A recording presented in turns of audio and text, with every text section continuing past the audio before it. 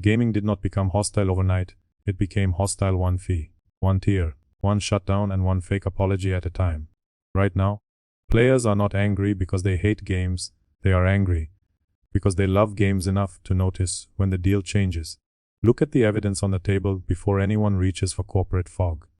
Prices climb, subscriptions split, deluxe editions swell, servers vanish, launch quality shakes, ownership weakens, and apology posts arrive like scheduled content. Nobody needs a conspiracy board when the receipt already looks like a ransom note. Start with the obvious. Buying a game used to feel simple. Today, buying a game often means choosing between standard, deluxe, ultimate, gold, premium, collector, early access, expansion pass, and whatever other shiny box the store page invented before lunch. $70 was supposed to reflect higher development costs.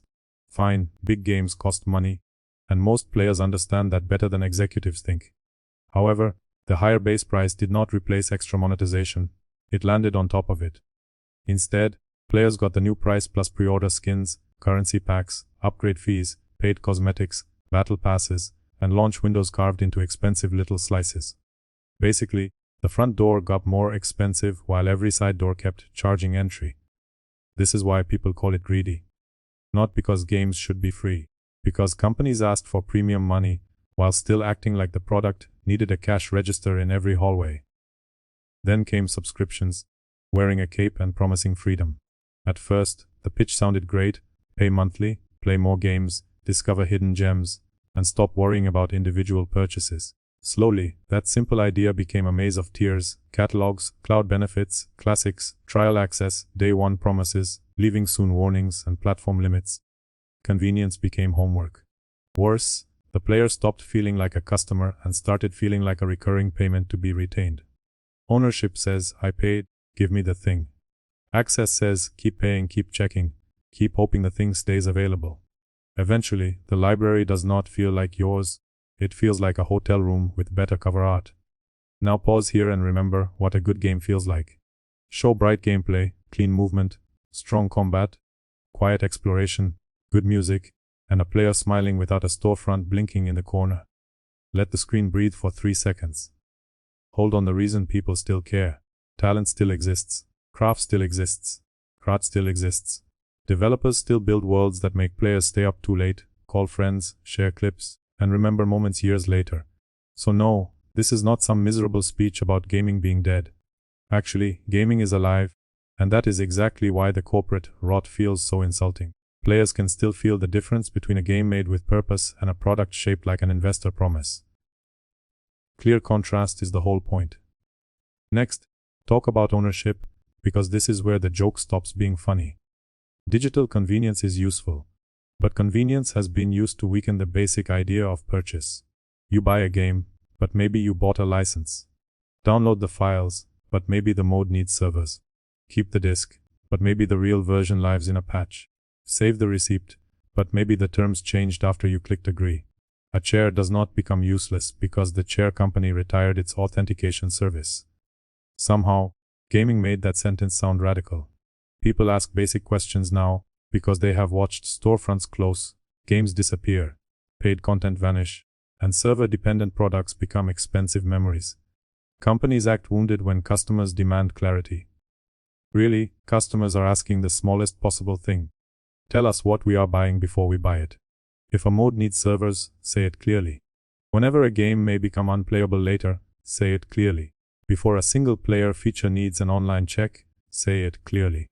Stop hiding the terms behind friendly language and acting shocked when people notice the leash.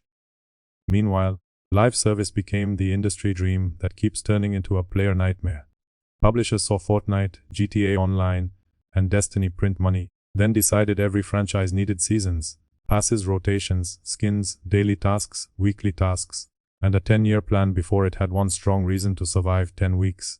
Trailers say community, store pages say extraction, roadmaps say trust us, launches say mixed reviews, apologies say we hear you, shutdowns say difficult decision. Cut those lines fast in the edit, one beat per phrase, because that is the rhythm players recognize now. Same script, different logo, same corpse after the servers die.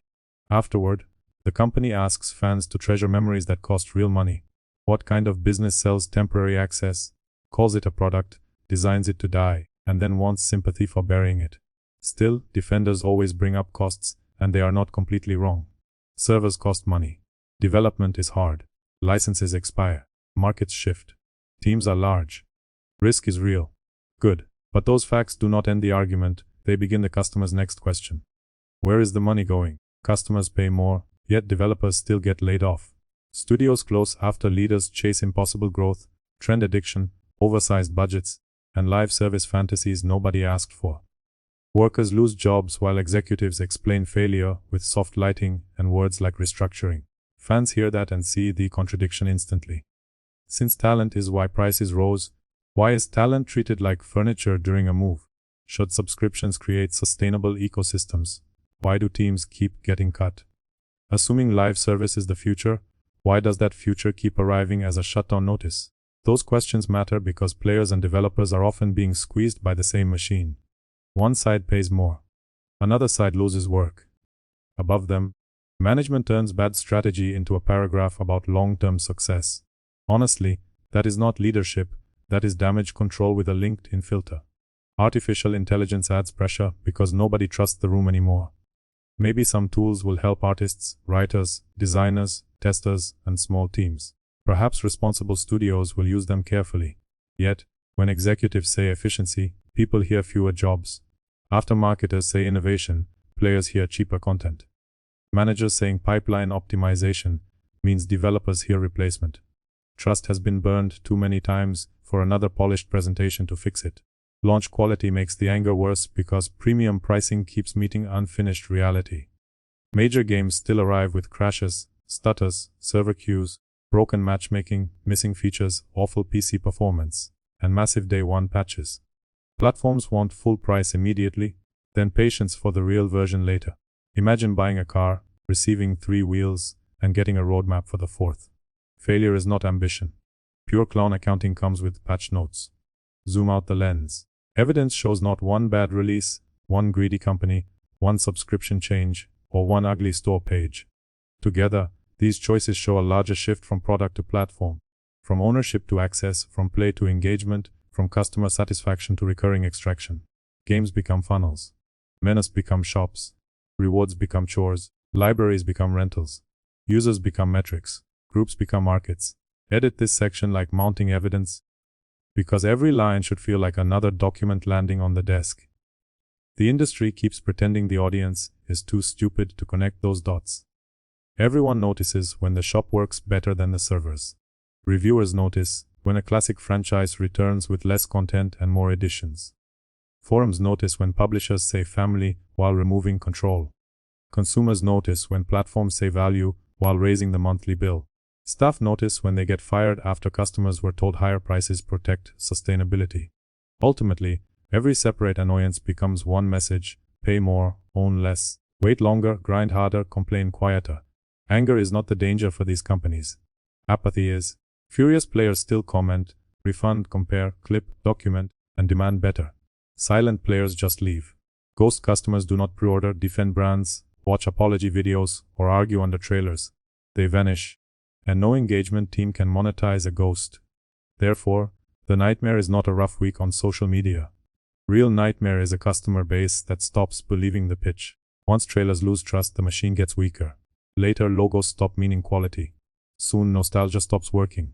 Finally, the monthly charge starts looking less like value and more like waste. Core warning lands right here. Play survives because people still care. Audiences care about worlds, mechanics, music, challenge, craft, friendship, competition, and those rare nights where a game makes the room disappear. Creators care too, and you can see it in the best work. Sadly, corporate machinery keeps bleeding that goodwill and calling the blood revenue. Fixing this does not require magic. Make complete games. Price them honestly. Protect offline access where possible. Explain server dependence before the sale. Respect the workers who make the product. Honor the customers who buy it. Quit calling reduced ownership convenience. End the broken launch apology cycle. Kill the fake community language when the plan is pure monetization. Fire fewer developers and fire more bad strategies. Until then, every premium tier, dead server, bloated edition, broken launch, fake apology, and shutdown notice becomes evidence. Gamers did not invent this war. Receipts just started reading the receipts. Critics will say this is just outrage farming, but the outrage exists because the pattern is measurable. Modern stores have trained players to inspect games like suspicious contracts instead of exciting worlds. Previously, a trailer created interest. Currently, a trailer creates questions about editions, servers, accounts, currencies, and missing modes. Even positive announcements arrive with an invisible checklist. Does it need online access? Will it keep working offline? Are there paid boosters? Could the campaign be carved away later? Were developers protected or sacrificed after launch? Nothing about that mindset feels healthy. Healthy markets do not make loyal customers feel like investigators. Strong brands do not need fine print to explain why the fun costs extra. Broken trust turns every announcement into a crime scene, and that is where we are. Reality shows players learned the pattern because companies repeated it too often. Here is the question for the comments. Which exact moment made you stop trusting the gaming industry? A price hike, a dead server, a broken launch, a subscription change, an online check, or something worse? Name it clearly because companies keep saying they hear the community. Fine. Turn community feedback into something impossible to misunderstand. Final image should be simple. A player holding a controller, staring at a screen full of store icons, server errors, upgrade prompts, and apology statements. Close on that visual because the whole argument fits there.